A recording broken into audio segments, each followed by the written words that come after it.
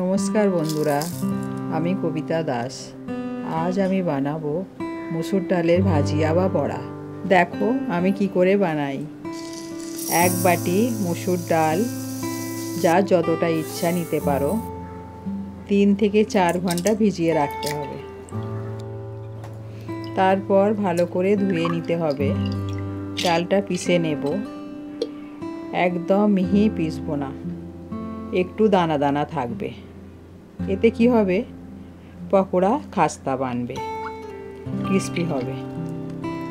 একটা বাটিতে ডালটা নিয়ে একটা পেঁয়াজ কুচি, কাঁচা লঙ্কা 2টো, যে যেমন ঝাল খাবে কম বেশি দিতে পারো, ধনে পাতা, কাশ্মীরি লঙ্কা 1 চামচ, হলুদ আধা চামচ, স্বাদ অনুযায়ী নুন দিতে হবে। এবার ভালো করে মিশিয়ে নিতে হবে। বেশি ফেটাবার দরকার নেই। তেল মিডিয়াম গরম হলে ছোট ছোট করে বড়ার মতো ছেড়ে দিচ্ছি।